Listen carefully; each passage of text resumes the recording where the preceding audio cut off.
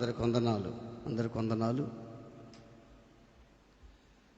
దేవుని యొక్క కనికరము, ప్రేమ, దయ, వాత్సల్యత ఎవరి మీద ఉంటుంది? ఒక ప్రశ్న మనం వేసుకుందాం. ఆయన కనికరం ఎవరి మీద ఉంటుంది? ఆయన ఎవరిని ప్రేమిస్తాడు? ఎవరిని క్షమిస్తుంటాడు? ఎవరిని ఆప్యాయంగా పలకరిస్తుంటాడు అని మనం ఆలోచన చేస్తే చాలా సందర్భాలు మనం ప్రార్థన చేస్తాం కదా. అయ్యా నన్ను క్షమించు, అయ్యా నన్ను కాపాడు, నన్ను కనికరించయ్యా, దావీదు కుమారుడా నన్ను కనికరించు, నన్ను కనికరించయ్యా, కనికరించయ్యా అని ప్రార్థన చేస్తాం. కనికరం ఎవరి మీద ఆయన కనికరం ఉంటుంది అని మనం ఆలోచన చేస్తే బైబిల్ ఒక్క మాట ఉంది, ఏంటంటే ఆయనకు భయపడు వారి మీద ఆయన కనికరము తరతరములుండును. హల్లెలూయా. ఎవరైతే దేవునికి భయపడతారో, భయము భక్తి కలిగి జీవిస్తారో వారి మీద ఆయన కనికరం ఎట్టుంటుందంట? 1 సంవత్సరం, 2 సంవత్సరాలు, 3 సంవత్సరాలు కాదు, లేదా 2 నెలలు కాదు, తరాలు ఉంటుందంట. ఒక కుటుంబ యజమానురాలుగా నువ్వు ఉన్నప్పుడు, ఆ కుటుంబ పెద్దగా నువ్వు ఉన్నప్పుడు, నువ్వు ఆయనకి భయపడితే నీ నిమిత్తమై ఆయన కనికరము నీకు తరతరాలు ఉంటుందంట. తరతరాలు. ఇప్పుడు నీతిమంతుని పిల్లలు తదనంతరం దీవించబడతాడు ఉంది కదా బైబిల్లో, అంతేనా? నీ కుటుంబంలో నువ్వు భార్యాభర్తలు ఉన్నప్పుడు, యజమానురాలుగా నువ్వు ఉన్నప్పుడు, నీవు దేవునికి భయపడితే, దేవునికి విధేయత చూపిస్తే, నీ నిమిత్తము నీ కుటుంబాన్ని దేవుడు తరతరాలు దీవిస్తాడు. ఆయన కనికరం నీ మీద ఉంటుంది. మనుషుల కనికరం కాదు, మనుషుల ప్రేమ కాదు. మనుషుల ప్రేమ, మనుషుల కనికరం వ్యర్థం. నీవు కానీ బాగా క్లోజ్గా ఉన్నావనుకో, నిన్ను ప్రేమిస్తారు, కనికరిస్తారు. నువ్వు క్లోజ్ లేవనుకో, నిన్ను శత్రువుగా భావిస్తారు. నువ్వు దేవునికి భయపడ్డావనుకో, మనుషులకు భయపడొద్దు. నన్ను మనుషులు చూసి ఏమన్నా అంటారేమో అని భయపడొద్దు. నువ్వు భయపడవలసింది దేవునికే. నువ్వు మనిషికి భయపడితే వాడెవరికి భయపడాలి? వాడెవరికి భయపడాలి? నువ్వు భయపడవలసింది దేవుడికి. నువ్వు ఒక పని చేసేటప్పుడు నువ్వేం చేస్తావు తెలుసా? ఫస్ట్ ఏదన్నా ఒక పని చేస్తున్నావు అనుకో, ఒక చెడు పని చేస్తున్నావు, ఎవరికి భయపడతావు ముందు? మనుషులకి. అట్టిని చూస్తాం, నన్ను చూస్తున్నారేమోనని.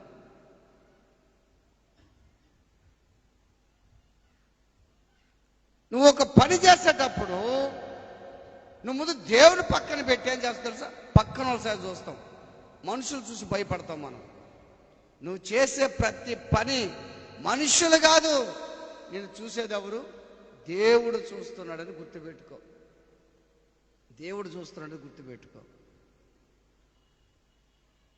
ఈ మాట ఎక్కడుందో తెలుసా?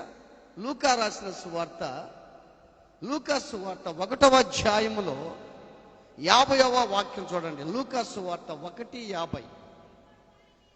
ఆయనకు భయపడు వారి మీద ఆయన కనికరము. ఎంత వాక్యం అయ్యేదా! ఎంత వాక్యం. అప్పుడప్పుడు సప్పట్లు తట్టున్నారు మిమ్మల్ని. ఎంత వాక్యం అది! ఆయనకి ఎవరైతే నిజముగా భయపడుతుంటారో, నిజముగా ఎవరైతే ప్రేమిస్తారో, ఎవరైతే ఆయన నిజముగా లోబడుతుంటారో ఆయన కనికరం ఎట్లుంటుందంట, తరతరాలు తరతరాలు ఉంటుందంట, తరతరాల కనికరం ఉంటుందంట. దాని కింద మనం చూస్తే అదే లూకాసు వార్తలో దాన్ని మనం చూస్తే అక్కడ అబ్రహాం గురించి మాట్లాడుతున్నాడు అక్కడ. ఏమ్మా, అబ్రహామునకును అతని సంతానములకును బాగా యుగాంతము వరకు తన కనికరము చూప జ్ఞాపకము చేసుకుందునని మన పితరులతో సెలవిచ్చినట్లు అతని సేవకుడైన ఇజ్రాయేలుకు సహాయం చేసిన. చూసా, అబ్రహాము కుమారుడు ఎవరమ్మా? ఇస్సాకు కుమారుడు ఎవరమ్మా? ఇస్సాకు కొడుకురమ్మా. అంటే చూడండి, అబ్రహాంకి కనికరము, తర్వాత ఇస్సాక్కి కనికరము, యాకోబుకి అంటే తరతరాలు. అబ్రహాంకున్న భక్తిని బట్టి, అబ్రహాము ప్రేమించిన విధానాన్ని బట్టి ఆయన కనికరము ఎట్లుందంట, తరతరాలు ఉందంట. అయితే నీకు భయం ఎలా ఉండాలి తెలుసా? అసలు దేనికి భయపడుతున్నావు నువ్వు? దేనికి భయపడుతున్నావు? సమస్యలు చూసి భయపడుతున్నావు, కష్టాలు చూసి భయపడుతున్నావు, అప్పులు చూసి భయపడుతున్నావు, వ్యాధులు చూసి భయపడుతున్నావు, బాధ చూసి భయపడుతున్నావు, జరగదని భయపడుతున్నావు, మనీ లేదని భయపడుతున్నావు, ఏదో ఒక రీతిగా భయపడుతున్నావు. కుటుంబ సమస్యలను బట్టి, కష్టాలను బట్టి భయపడుతున్నావు. నువ్వు నిజముగా నువ్వు దేవుని యందు భయభక్తులు కలిగి జీవిస్తే నీ తీరు ఎలా ఉంటుంది తెలుసా? నీ తీరు చాలా బాగుంటుంది. నీ బాడీ అంతా కంట్రోల్ అయిపోద్ది నువ్వు దేవుని యందు భయభక్తులు కలిగి జీవిస్తే. అదే కీర్తన ఒక మాట, కీర్తనలో 34వ కీర్తనలో 34వ కీర్తన 11వ వాక్యం చూడండి. 34:11 పిల్లలారా, మీరు వచ్చిన మాట వినండి, యెహోవా యందు భయభక్తులు మీకు. ఏం చెప్తున్నాడు? పిల్లలారంటే ఎవరు? మనమే. పిల్లలారంటే మనమే. పిల్లలారా, మీరు వచ్చి నా మాట వినండి. యాడికి రావాలి మీరు? ఆయన మాట వినాలంటే అది ఆయన సన్నిధికి రావాలా. ఆయన సన్నిధికి వస్తే కదా దేవుడి మీతో మాట్లాడుతుంటాడు. ఇళ్ళల్లో అంటే మాట్లాడతాడా? మాట్లాడు కదా. ఆయన సన్నిధికి వస్తే ఆయన మాట్లాడతాడు. పిల్లలారా, మీరు వచ్చి నా మాట వినండి, యెహోవా యందు భయభక్తులు మీకు నేర్పుతాను నేను. ఈ 13వ వచనం, చెడ్డ మాట పలకుండా నీ నాలుకను. ఏందంట? చెడ్డ మాటలు. నిజముగా నీకు దేవుని భయం ఉంటే నీ నాలుకను చెడ్డ మాటలు రావయో ఏమో వస్తాయా? చాలా మంది మారు మనసు పొందుతారు, బాప్తిసం తీసుకుంటారు, బల్లలో చేయి వేస్తారు. ఆ మాటలు మాత్రం నోట్లు అట్నే ఉంటాయి. అవి బావయ్యి, అవి కూడా తీసేసుకోరు అనిపించదు వాళ్ళకి. ఆ మాట ఎప్పుడు ఉపయోగపడతాయంటే ఏదైనా తగు పడుతుంది, అప్పుడు కావాలి కదా మాటలు. అంటే ఇంగ్లీష్ లాంగ్వేజ్ కావాలి కాబట్టి వాళ్ళకి. అందుకని ఆ మాటలు అట్టే ఉంటాయి. చెడ్డ మాటలు మాట్లాడకుండా నీ నాలుక అగ్ని. నిజముగా నీకు దేవుడు భయం ఉంటే ఈ మాటలు అట్ట మాట్లాడతావా? బైబిల్ చెప్పే మాట ఏం తెలుసా? నీ నోటి గుండా చెడ్డ మాటలు, సరస్వక్తులు, బూతులు, విస్తారమడి విశ్వాసానికి తగదంటాడు దేవుడు. నీ నోటి కూడా చెడ్డ మాటలు రాకూడదంట. సరస్వక్తులు, విస్తారమైన మాటలు, బూతులు. ఎంతమంది క్రైస్తవులు బూతులు వస్తున్నాయో ఆలోచన చేయండి. బూతులు, వాటిలో మాత్రం మారు మనసు లేదు.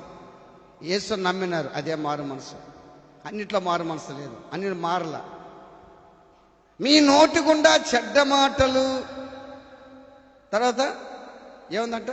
కపటమైన మాటలు పలకకుండా నీ పెదవులను కాసుకో. ఈమెకు తగదు ఉండకూడదు. అసలు నిజంగా కూడా ఇవన్నీ మనం మాట్లాడుతున్నామంటే నీకు భయం అనిపించడం లేదా? ఒక ప్రశ్న వేసుకోండి. నువ్వు మారు మనసు పొందావు కదా, యేసే నమ్ముకున్నావు కదా, పాప క్షమాపణ పొందావు కదా, ఇటువంటి మాటలు నీ నోట్లో వస్తున్నాయనంటే నీకు భయం అనిపించడం లేదా? అదే సామెతలు కూడా ఒక మాట ఉంది. సామెతలు 8:13 చూడండి. సామెతలు 8:13 చూడండి. యెహోవా యందు భయభక్తులు కలిగి ఉండుట ఏదంట? యెహోవా యందు నిజముగా నీకు భయము భక్తి గాని ఉంటే నీలో చెడుతనం అనేది ఉండదు. అసహించుకుంటావు చెడుతనాన్ని. ఇప్పుడు చూడండి, గర్వము, అహంకారము, దుర్మార్గత, కుటిలమైన మాటలు నాకు అసహ్యాలు. దేవుని భయము నీలో ఉంటే, నువ్వు నిజంగా దేవునికి భయపడితే నీలో గర్వం అనేది ఉండదు. ఎదిగే కొంది వదకటం నేర్చుకుంటావు. ఎదిగే కొంది వదకటం నేర్చుకుంటావు. నీలో కొంచెం కానీ ఏదన్నా కానీ వచ్చిందంటే కానీ చూసుకో, అబ్బా మన పరిస్థితి ఎట్టుంటుందంటే గర్వం. కింద పైన నడుస్తూ పోతుంటాం మనం. పైన నడిస్తే పడిపోతాం, గుర్తుపెట్టి. కింద నడిస్తే బాగుంటాం మనం. యెహోవా యందు భయభక్తులు కలిగి ఉండుట జ్ఞానానికి మూలం అన్నాడు. నిజముగా నీలో భయం ఉంటే, భక్తి ఉంటే, గర్వాన్ని, చెడుతనాన్ని, కుటిలమైన మాటలు, అసహ్య మాటలు, గర్వపు మాటను వదిలేస్తావు. నువ్వు వదిలేస్తావు. ఒక ప్రశ్న వేసుకో, నిజమే కదా, నేను యేసుని నమ్ముకున్నాను, ఆయన కనికరం నా మీద ఉండాలంటే నేను దేవునికి భయపడాలి. ఇంట్లో మనుషులకు భయపడుతున్నా, పక్కన వాళ్ళకి భయపడుతున్నా, నేను చిన్న మిస్టేక్ చేస్తే ఎవడో చూస్తాడని భయపడుతున్నా, అంతకంటే ముఖ్యంగా దేవుడు నన్ను చూస్తున్నాడు. దేవుడు నన్ను చాలా పరిశీలనగా చూస్తున్నాడు. అందుకే ఒక మాట, నీ బైబిల్ చదువుతుంటే ఒక మాట నాకు భలే అనిపించింది. నాకు ఆ మాట, యేసు ప్రభుని సిలువేస్తే, ఇద్దరు సిలువేశారు కదా, ఇద్దరిని వేశారు. కుడివైపున ఒకడిని, ఎడం వైపున ఒకటి సిలువేశారు. ఆ వేలాడబడిన నేరస్తులు ఒకడు ఏమన్నాడు? నువ్వు దేవుడు కదా, నువ్వు దైవ కుమారుడు కదా, నువ్వు రక్షించుకొని మమ్మల్ని రక్షించవచ్చు కదా అని అన్నాడు. రెండో వాడు ఏమన్నాడు తెలుసా? వాడిని గద్దించి, రే నువ్వు అదే శిక్ష విధిలో ఉన్నావురా, నువ్వు అదే శిక్ష విధిలో ఉన్నావురా, మనకైతే ఇది సమంజసమే, నువ్వు దేవునికి భయపడవా అని అన్నాడు. చూడండి, లూకాసు సువార్త 23:40 చూడండి. లూకాసు సువార్త 23:40 మీకు చూపిస్తా. రెండో వాడు వాడిని గద్దించి,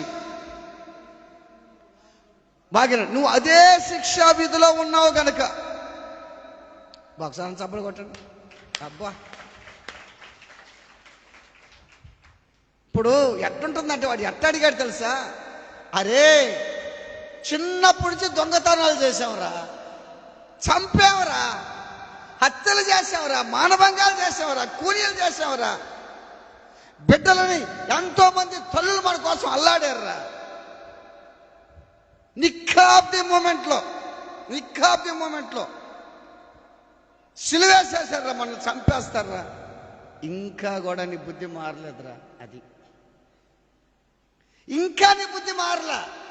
ఇంత జరుగుతున్నా నీ బ్రతికి ఇంకా మారలా. ఆపరేషన్ మీద ఆపరేషన్ జరుగుతున్నా నీ బుద్ధి మారలా. యాక్సిడెంట్ జరుగుతున్నా నీ బుద్ధి మారలా. ఇంత జరుగుతున్నా నీ జీవితం మారలా. అరే నువ్వు ప్రాణానికి భయపడుతున్నావురా, చచ్చిపోతున్న భయపడబట్టి మాట అంటున్నావురా నువ్వా, అంతే కదా. మొదటి దానికి ఏమన్నాడు? చచ్చిపోతాడేమోనని భయం వేసింది వాడికి.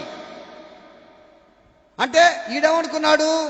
శిలోచన దించేస్తాడు, హ్యాపీగా వెళ్ళిపోవచ్చు, మళ్ళీ అన్ని చేసుకోవచ్చు అనుకుంటున్నాడు. ప్రాణానికి భయపడ్డాడు. భయం వేసేసింది. ఏంటి? చచ్చిపోతానని భయం వేసింది. చచ్చిపోతాను పోయి బతకాలని భయం కోరుకోలేడు. బతకాలని కోరుకోవటం వల్ల ఏంటంటే చచ్చిపోతానని భయం. దానికి ఏ అక్రమాలను చేయొచ్చు, ఏ పాపాన్ని చేసేదానికి పూనుకున్నాడు. మనకైతే ఇది సమంజసమే. వాడిని గద్దించి, నువ్వు అదే శిక్షా విధిలో ఉన్నావు, నువ్వు దేవునికి భయపడవా? దేవునికి భయపడవా? ఎన్నో కార్యాలు కూనీలు చేశాడు ఆ వ్యక్తి. దేవుని భయం అతనిలో అంటే ఇంత జరుగుతున్న భయం లేదు. అది గుర్తుపెట్టుకోండి. ఇంత జరుగుతున్న భయం లేదు. సమస్యలు వస్తున్నా, కష్టాలు వస్తున్నా, అప్పులు వస్తున్నా, బాధలు వస్తున్నా, శోధనలు వస్తున్నా, ఇన్ని జరిగిన దేవుని భయం లేదు. కానీ రెండోవాడు ఏమనుకున్నాడు? రెండోవాడు ప్రాణానికి భయపడలా. నేను సస్తానని భయపడలా. రెండోవాడు నేను సస్తానని భయపడలా. ఏమన్నారు తెలుసా? అయ్యా యేసయ్యా, నీ రాజ్యంతో వస్తావే, నన్ను జ్ఞాపకం చేసుకున్నాడు. నాకు ఈ భయం అంత లేదు. నువ్వు దైవ కుమారుడు, నీకు ఒక రాజ్యం ఉందయ్యా. మొదటి మాట మాట్లాడుతున్నప్పుడు క్షుణ్ణంగా ఆలకించాడు. ఈడు ఆలకించాల. ఈడు ఉద్దేశం ఎట్టుంది? దిగాల, సులుమించి దిగాల, దొంగతనం చేయాలా, మళ్ళీ బతకాల, ఇంకా కొన్ని హత్యలు చేయాలా అనే ఉందా. కానీ నేను దేవుణ్ణిలో ఉండాలని కోరుకోట్ల ప్రజలు ఈ రోజున నన్ను రాజ్యంలో జ్ఞాపకం చేసుకోమన్నాడు. వాడు అన్నది రెండో దొంగ అన్న మాట, అరే నువ్వు అదే శిక్షా విధిలో ఉన్నావు, నువ్వు దేవునికి భయపడవా? గుర్తుపెట్టుకో. ఇంట్లో కూడా తల్లులు బిడ్డల్ని గద్దిస్తుంటా, ఇంకా నువ్వు మారవా? బుద్ధి రాదు నీకు అంటుంటా. ఇంత జరిగిన నీకు బుద్ధి రాదుమే బుద్ధి లేదు అంటుంటా. జాగ్రత్త రా, కొడతా నిన్ను, మొన్న కూడా జరిగిందట, నేను ఒప్పుకోని అంటుంటా.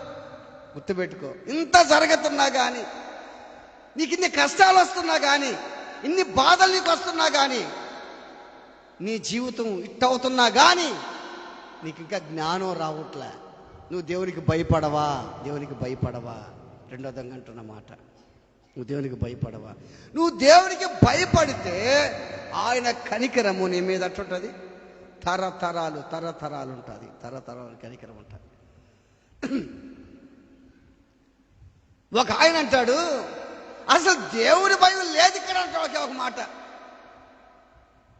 ఒక ఆయన ఏమంటాడు తెలుసా? అసలు దేవుని భయం లేనే లేదంటాడు అసలు ఒక ఆయన. అది ఎక్కడంటే ఆదికాండం 20వ అధ్యాయము 11వ వాక్యం చూడండి. ఆదికాండం 20:11. మా అబ్రహాము ఈ స్థలమందు చాలు ఏం చెప్తున్నాడు? అది జరిగిన విషయం ఏంటంటే అబీమెలెకు రాజు ఆ శారమ్మతో చెప్పాడు. అబ్రహాము ఏమని చెప్పాడు తెలుసా? నువ్వు చాలా అందగత్తివి. ఎవరి భార్య చెప్పాడు, చాలా అందగత్తివమ్మా నువ్వు, అందుకని నిన్ను ఎవరన్నా అడిగితే నా చెల్లెలని చెప్తానమ్మని చెప్పాడు. ఫస్ట్ మిస్టేక్ యాడ్ చేశాడు తెలుసా? ఆదికాండం 12 అధ్యాయంలో చేశాడు. చెల్లెలు చెప్పినా, భార్య అని చెప్పినా దేవుడు ఎట్లా కాపాడుతాడు. కానీ మానవుడితే అంటే బలహీనం. మనం దీన్ని బట్టి మన బలహీనవి. అంటే అబ్రహాము తప్పు చేశాడు కదా, మన బలహీనవి. 12 అధ్యాయాలు కూడా ఏం చెప్పాడు? నువ్వు నా చెల్లెని చెప్తానని చెప్పాడు. 20 అధ్యాయంకి వచ్చేళ్ళకి ఏం చెప్పాడు? నువ్వు నా చెల్లెమని చెప్తాను అన్నాడు. ఈ మాట చాలా మంది పోయి అబ్రహాము యొక్క భార్య శారా నుంచి పొగిడారంట. అబ్బా భలే ఉంటుంది అయ్యా, చాలా అందగత్తి అయ్యా, చాలా మంచి, చాలా చక్కగా ఉంటుంది, పొగిడారంట. చాలా చెప్తుంటా. ఎవరన్నా భార్యలు చూస్తే పక్కన వాళ్ళు పొగట్టం. అప్పుడు వాళ్ళకి ఏమనిపిస్తుంది తెలుసా? వృద్ధాగా పెళ్లి చేసుకున్నాను, నా భార్య బాగలేదా అని అనుకోవటం. ఆ రోజుల్లో భలే ఉన్నింది, ఇప్పుడు బాగలేదని అనుకోవటం. ఈయన కూడా అనుకుంటాం, నిజంగా నా భార్య అసలు నా భర్త భలే ఉంటాడు, ఇప్పుడు బాగలేడా, వాడు భలే ఉంటాడు, సినిమా యాక్టర్ భలే ఉంటాడు అనుకోవటం. కొంతమంది నిద్రలేసి సినిమా యాక్టర్ ఫోటోలు చూడటం. సెల్లల్లో కూడా ఆడవాళ్ళ ఫోటోలు, మగవాళ్ళు ఆడవాళ్ళ ఫోటోలు పెట్టుకోవటం. మగవాళ్ళు అంటే వాళ్ళ పేరు నాకు తెలియదు, ఇప్పుడు సినిమా యాక్టర్ల పేరు అసలు నాకు గురి తెలియదు. పాత యాక్టర్లు తెలుసు అనుకోలే. ఆ సినిమా యాక్టర్ ఆ ఫోటోలు పెట్టుకోవటం, ఆడవాళ్ళు మగవాళ్ళ ఫోటోలు పెట్టుకోవటం. ఆ ఫోటో చూడంతా ఉంటారంట వాళ్ళు. అయ్యో, ఇక నీ పెళ్లి చేసుకునే ముగ్గురు దగ్గర కాపురం చేస్తుందని, ఈ పెళ్లి చేసుకుని ఈయన చేస్తున్న కాపురం, ఈయన ఎంతసేపుడికి కావాలా ఈ కావాలి వాడు కావాలి కావాలంటాడు, ఈయన కాపురం చేస్తాడు. నిన్ను కోరిన వాడు నిన్ను పెళ్లి చేసుకున్నాడే, చివరి దాకా నిన్ను నడుస్తున్నాడే, అతనే నీ భర్త. చాలా మంది ఇంట్లో మంచి భార్య ఉంటుంది, వంకమూతి భార్య కావాలి కొంతమందికి. ఇంట్లో మంచి భార్య ఉంటుంది కానీ వంకమూతి అటువంటి భార్యలు కావాలి కొంతమందికి. కొంతమందికి మంచి భర్తలు ఉంటారు, వాళ్ళు వదిలేసి వంకమూతి భర్తలు కావాలి వాళ్ళకి. ఈ మాట పక్కన వాళ్ళు చెప్పాలేక రాజు ఆమె తీసుకెళ్ళిపోయాడు. ఎవరిని? శారమ్మ తీసుకెళ్ళిపోయాడు. ఇప్పుడు ఆలోచించి, ఒక పొరుగోడు భార్యని ఒక రాజు తీసుకుని పోయి ఇంట్లో పెట్టుకున్నాడు. ఇంట్లో పెట్టుకుంటే అబ్రహాము ఏ మాత్రం కూడా లోపల బాధపడ్డా బాధపడలేదా? అమ్మా, ఒకనాటి వేదన అది, ఆలోచన చేసుకు నాటి వేదన. కానీ దేవుడు ఏమన్నాడు తెలుసా? అబ్రహాము కంటే ముందుగా రాజు దగ్గరికి వెళ్ళి, ఏ రాజా, ఏ అబీమెలెకు, అది ఎవరు తెలుసా? ఎవరామి? ఒక ప్రవక్తకు భార్య, జాగ్రత్త, తాగుతావు కావాలని అన్నాడు. రెండోది బాగా గుర్తుపెట్టుకో, నీ భార్య మీద నీకు నమ్మకం ఉండాలయ్యా. భర్త మీద భార్యకి నమ్మకం ఉండాలయ్యా. నీ నోటికుండా కపటమైన మాటలు, అంటే కొంత భర్తని లెక్క లేకుండా మాట్లాడే భార్యలు ఉన్నారు ఈ రోజుల్లో. భర్తని లెక్క లేకుండా మాట్లాడుతుంటారు. భార్యని లెక్క లేకుండా మాట్లాడే భర్తలు, తల్లిదండ్రులు లెక్క లేకుండా మాట్లాడే బిడ్డలు. ఒకసారి పాస్టమ్మ 10 రోజులు చచ్చిపోతుంది అనగా మీ ఇద్దరం కూర్చోండి. మీ ఇద్దరం చాలా బాగుంటాం మేము ఇద్దరు నవ్వుకుంటాము, నేను నవ్విస్తుంటా బాగా. ఒకరోజు ఒక చిన్న సందర్భంలో నన్ను నరిసేలేకే నేను ఏమన్నా గమ్ముగుండా అట్నే కూర్చోండి మంచం మీద గమ్ముగుండా. నన్ను బాగా చూసి టీ పెట్టేదాన్ని అన్నది. గమ్ముగుండా. చెప్పు, టీ పెడితే ఇద్దరం తాగదాం అన్నది. గమ్ముగుండా నా దగ్గరకు వచ్చి, ఇప్పటికి నేను మర్చిపోని దృశ్యం అది, ఇప్పటికి మర్చిపోలేను. నా దగ్గరకు వచ్చి నన్ను పట్టుకొని నన్ను క్షమించయ్యా, ఐఎమ్ సారీ అయ్యా, నన్ను క్షమించయ్యా, ఎన్ని రోజులు బతుకుతానయ్యా నన్ను క్షమించన్నది. నిజంగా ఆ మాట నాకు అనువనువున ప్రతిరోజు నాకు జ్ఞాపకం. నా భార్యని ఎందుకు బాధ పెట్టానా నేను? భార్య ఉన్నప్పుడు విలువ తెలియదు భర్తలకి. భర్త ఉంటే భార్యలకి భర్త విలువ తెలియదు. తల్లిదండ్రులుంటే బిడ్డలకి విలువ తెలియదు. అమ్మ, నీకు తెలియదు, నోరు నీకు తెలియదు, అమ్ముకుంటూ నీకు తెలియదులే, ఆమెకి తెలియదంట. చిన్నప్పుడు 9 మాసాలు మోసి కని పెంచితే ఆమెకి తెలియదంట. భర్త చేస్తుంటే భార్యకి లెక్కలేదు, భార్య మంచి పని చేస్తుంటే భర్తకి లెక్కలేదు. ఒకవేళ భర్త కాని పోతే అప్పుడు తెలుస్తుంది ఎవరికి, అమ్మ ఆ బిడ్డను తీసుకోండి. ఒకవేళ భర్త కాని పోతే అప్పుడేం తెలుస్తుంది భార్యకి, నిజంగా నా భర్తన ఒకవేళ అరిసిన ఎంత బాగా చూస్తుండాడు నన్ను, నా భర్తను పోగొట్టుకున్నా. భార్య పోతే అబ్బా నాలాగే ఆడుస్తారు, నాగల బాధపడాలి మీరు. ఆ ఒక్క విషయంలో బాధ పెట్టా నేను. అంటే నేను ఏమనలా, అది కూడా ఏమనలా, నేను పబ్లిక్గా చెప్తా దేవుని వాక్యం. మౌనంగా ఉన్న అంతే, ఇంక ఏమనలా, ఎడవలేదు కరవలేదు, ఏమనలేదు, మౌనంగా ఉన్నా. ఆ మాటకి ఆమె నిజంగా దేవుని భయం ఆమెలో ఉంది కాబట్టి పశ్చాత్తాపడింది. దేవుని భయం నోట్లో కాదు, నీ హృదయంలో దేవుని భయం ఉండాలి. ఈ మాట అనొచ్చా అనకూడదానని, నా భార్యని అనొచ్చా అనకూడదా, నా భర్తని అనొచ్చా అనకూడదా, అరే మా తల్లిదండ్రులని అనొచ్చా అనకూడదా. తల్లిదండ్రులు చాలా మందికి సులకన.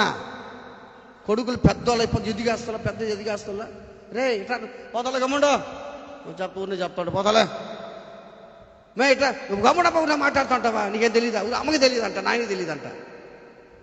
ఎంత విచిత్రకరమైన సంగతి. బిడ్డలంతా విమర్శిస్తుంటారు తెలుసా.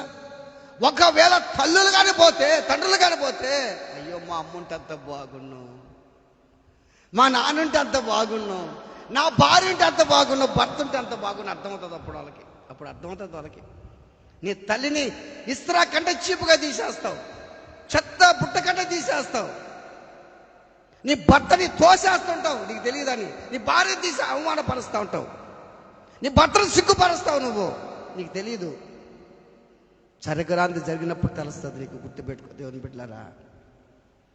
భార్య బతుకుండగానే నా భార్య కొన్ని నెలలు పెట్టుకున్నాడంట, కొన్ని సంవత్సరం నెలలు పెట్టుకున్నాడంట. ఎవరు? అభిమేలకి ఇంట్లో పెట్టుకున్నాడు. పొరపాటున కూడా చెయ్యి కూడా వేయలా. చెయ్యేస్తే కాలిపోతాడు అతను, అంతే. కారణం పరిశుద్ధురాలు శారా. నిజంగా భార్య భర్తలుగా ఉన్నప్పుడు భార్య పరిశుద్ధురాలుగా ఉండాలి. నీ వైపు ఎవడ కన్ను చూస్తున్నాడు, కన్ను కాలిపోవాలి, గుర్తుపెట్టుకో.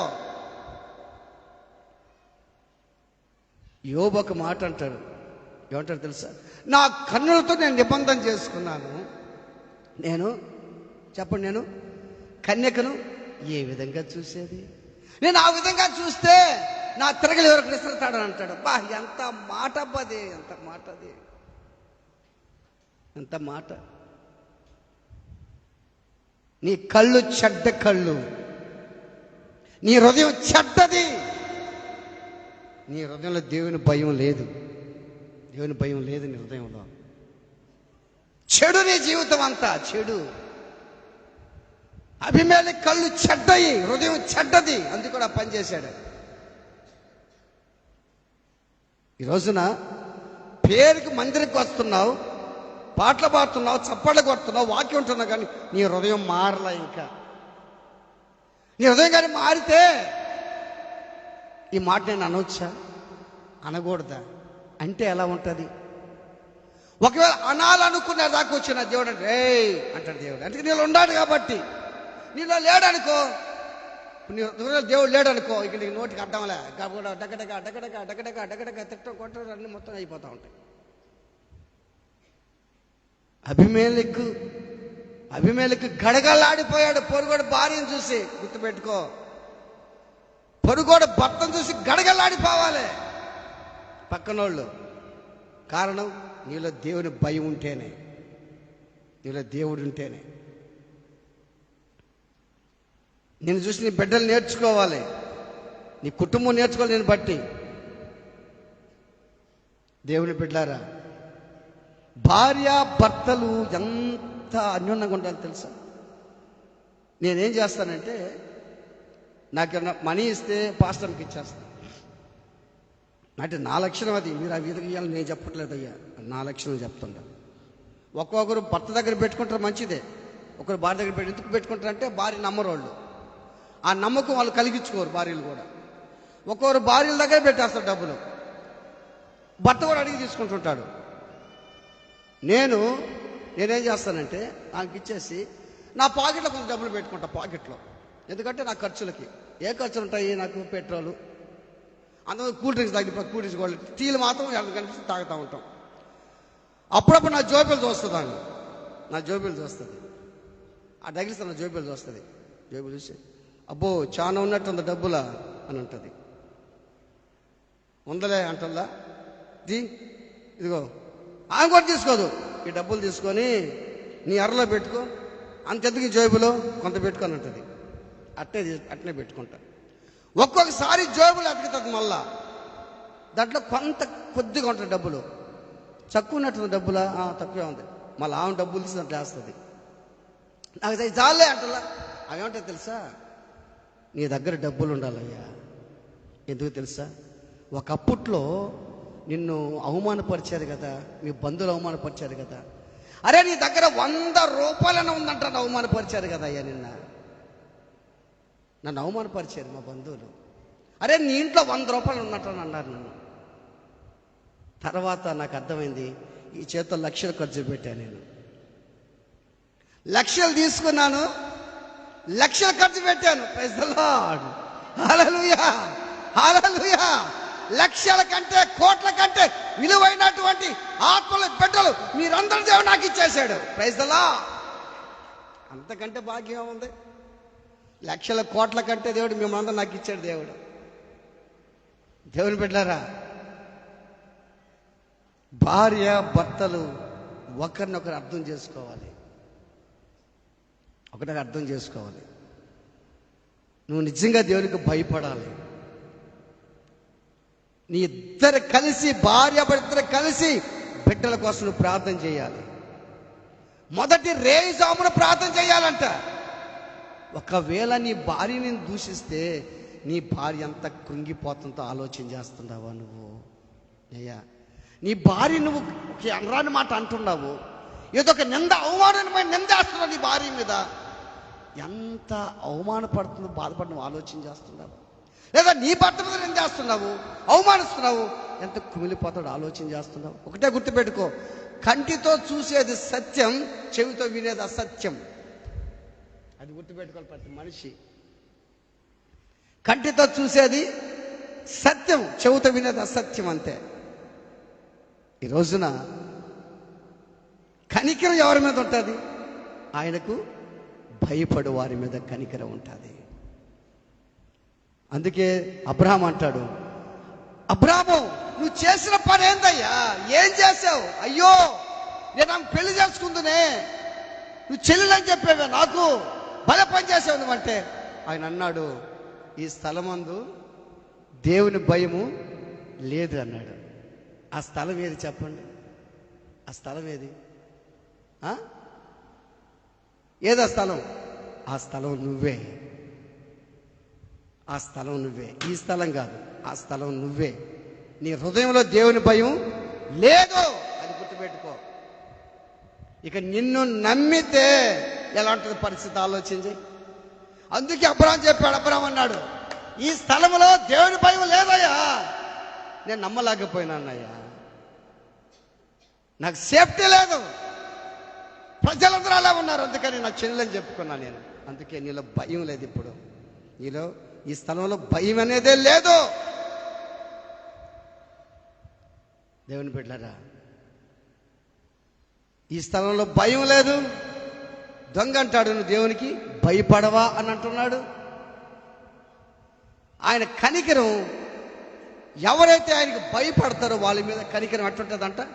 తరతరాలుగా ఉంటుందంట. తరతరాలుగా ఉంటుందంట. నాకు అర్థమవుతుంది, అబ్బా నిజమే, నేను భయపడితే, ఇంకా దేవునికి భయపడితే, ఇంకా నా మీద కనికరం నా తరతరాలు, బిడ్డల తరతరాలు ఉంటుంది. ప్రజలో ఒక తీర్మానం చేసుకోవాలి మనం. నిజమే. దానికి ఎగ్జాంపుల్ ఒక వాక్యం కూడా చూపించాను మీకు. నీతిమంతుని పిల్లలు వారి తదనంతరం దీవించబడతారని. నీతిమంతుని పిల్లలు. అందుకని నువ్వు అబ్రహాముకు ఉన్నట్టు మీద ఉన్న కనికరము ఇస్సాకు వచ్చింది, ఆ కనికరం యాకోబుకు వచ్చేసింది. Praise the lord. వాళ్ళు దీవించబడ్డారు. వాళ్ళు కావాలి కదా. ఇప్పుడు నీ మీద నిజంగా దేవుడు కనికరం చూపిస్తుంది, నువ్వు భయపడితే కనికరం, ఆ కనికరం నీ బిడ్డలకు రావాలి, వాళ్ళ బిడ్డలకు, వాళ్ళ బిడ్డలకు వస్తుండాలి.